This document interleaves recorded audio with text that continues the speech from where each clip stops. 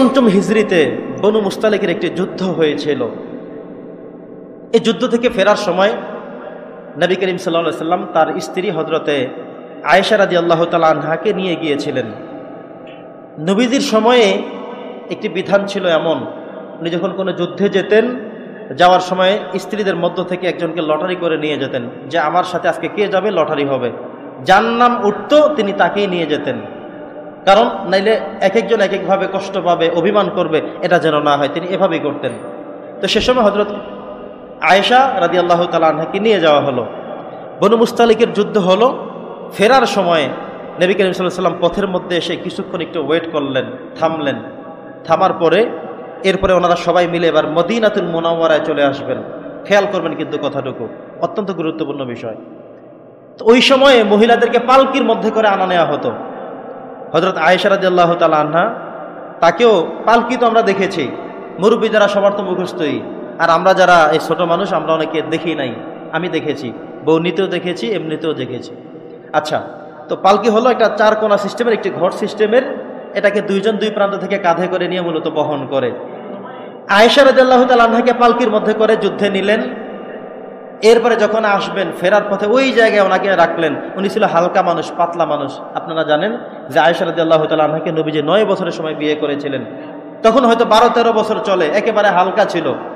তো উনি করেছেন কি, সবাই যখন ঘুমায় ওনার প্রাকৃতিক ডাক আসলো, ইস্তেঞ্জার একটি অবস্থান তার তৈরি হলো। তিনি এই কাফেলা রেখে একটু দূরে তিনি গেলেন, কারণ কাউকেই বললেন না নবীজিও ঘুমায়, সাহাবীরাও ঘুমায়, কারো ঘুমে তিনি ডিস্টার্ব না করে তিনি চিন্তা করেন আমি একটু ইস্তেঞ্জা ছেড়ে এই তো চলে আসবো।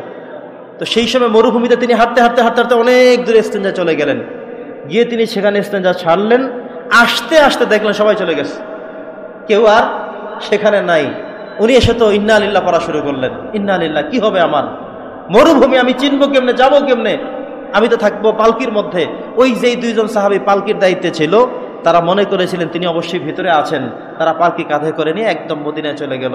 মদিনায় গিয়ে পালকি খুলে দেখা গেল কেউ নাই। বুঝতেছেন, কেউ নাই দেখে তারা তো আশ্চর্য হয়ে গেল। নবীজি খুঁজলেন আমার আয়েশা কোথায়, তারা বলা বলে শুরু করলো আয়েশা তো ভিতরে ছিল। বলো না, এই যে মাত্র নামানো হলো, তো ভিতরে তো পুরো ফাঁকা, আয়েশা নাই নাই নাই। এদিকে নবী করিম সাল্লাল্লাহু আলাইহি ওয়াসাল্লাম একটা কাজ করতেন, এখান থেকে আমাদেরও শিক্ষা আছে।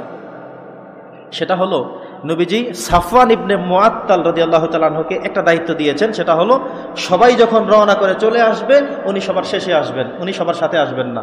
মানে সবাই যাওয়া শেষ, তারপরে উনি আবার আরেকটা চক্কর দিবেন, দিয়ে দেখবেন যে কেউ কোনো কিছু রেখে আসছে কি না।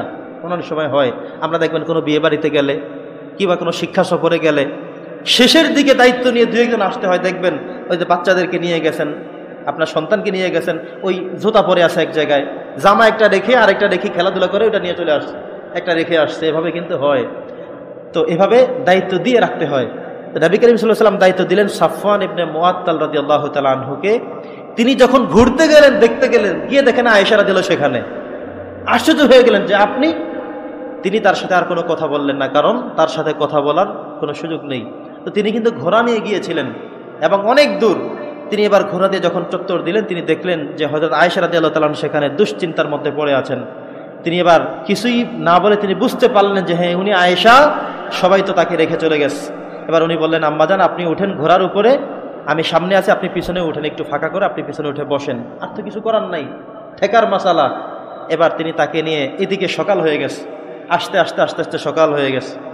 আসার পরেই যখন এই সাফওয়ান ইবনে মুআত্তাল রাদিয়াল্লাহু তাআলা আনহুর সাথে আয়েশা রাদিয়াল্লাহু তাআলা আনহাকে দেখলেন, এবার ওই যে মুনাফিকের সর্দার আব্দুল্লাহ ইবনে উবাই ইবনে সলুল, সে এবার নিজ চোখে দেখে এবার রটানো শুরু করে দিল যে নবী করিম সাল্লাল্লাহু আলাইহি ওয়াসাল্লামের স্ত্রী আয়েশা, তার সাথে সম্পর্ক হলো সফওয়ানের সম্পর্ক, অবৈধ সম্পর্ক, সারা রাত কাটায়া সকালবেলা আসছে। এখন করেন না নাউজুবিল্লাহ।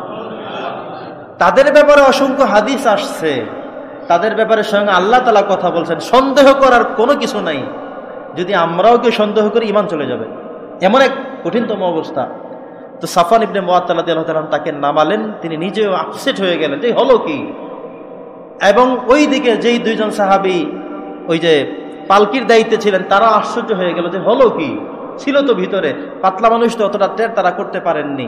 তারাও আশ্চর্য, নবীজি সাল্লাল্লাহু আলাইহি ওয়াসাল্লাম খুঁজে পাচ্ছেন না। সাহাবায়ে কিরামদের মধ্যে একটা ভিড়িক পড়ে গেল, গেল কোথায়। কিন্তু দেখা গেল সেই সকালবেলা নিয়ে আসছেন সাফওয়ান ইবনে মুআত্তাল। তাকে দেখেই এবার এই সাহাবায়ে কেরামদের মধ্যে ওই যে মুনাফিক তারা আগে বলা শুরু করছে। এই তাদের বলার কারণে এবার কিছু কিছু সাহাবীরা বললে হ্যাঁ হইতেও পারে, এমন কিছু মানুষ আছে না, এই একটা কিছু শুনলে ইব্রাহিম হইতেও পারে, চলতেও পারে, করতেও পারে, দেখছি এমন গেছে, দেখছি এমন আসছে, দেখছি ওই দিন একসাথে, মানে আরেকটা মিন করে এবার এক একজন এক একভাবে বলা শুরু করে।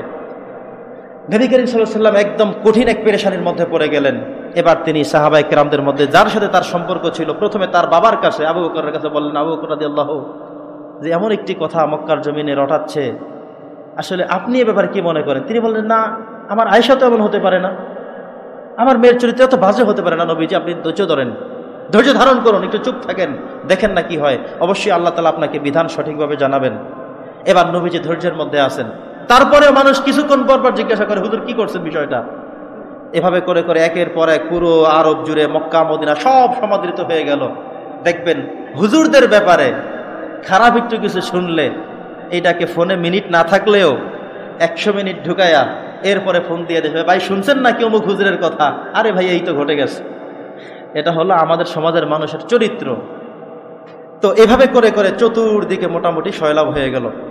আবু আইয়ুব আনসারী রাদিয়াল্লাহু তাআলা আনহু অত্যন্ত শক্ত হৃদয়ের অধিকারী, ইমানের অধিকারী। নবী করিম সাল্লাল্লাহু আলাইহি সাল্লাম তাকে জিজ্ঞাসা করলেন যে, আবু আইয়ুব, আয়েশার ব্যাপারে তো তুমি অনেক কিছু জানো, তার ব্যাপারে তোমার কি ভাবনা, কি ধারণা, কি বিশ্বাস তোমার? তিনি বললেন, সুবহানাকা হাযা বুহতানুন আযীম, এটা অত্যন্ত একটি মিথ্যা কথা ইয়া রাসূলুল্লাহ, আপনি ধৈর্য ধরেন, এটা কখন হতে পারে না, আয়েশা এমন কাজ করতেই পারে না। তো সাহাবাদের মধ্যে এখন কয়েকটা গ্রুপ, কেউ বলে হতেও পারে, কেউ বলে এটা করতেও পারে, যেহেতু দেরি করে আসছে, সকালবেলা আসছে, সারা রাত তার সাথে পালায়ন করেছিল। এভাবে করে করে বিভিন্ন কথা বিভিন্ন জন বলা বলে শুরু করছে। এদিকে নবী করিম সাল্লাল্লাহু আলাইহি ওয়াসাল্লাম বিষয়টা নিয়ে খুব আপসেটের মধ্যে আছেন, টেনশনের মধ্যে আছেন, পেরেশানির মধ্যে আছেন, তিনি কিভাবে এটাকে সত্যায়ন করবেন। ওইদিকে আয়েশা রাদিয়াল্লাহু তাআলা আনহা তিনি এখনো শুনেননি তাকে নিয়ে এত বাজে কিছু হচ্ছে।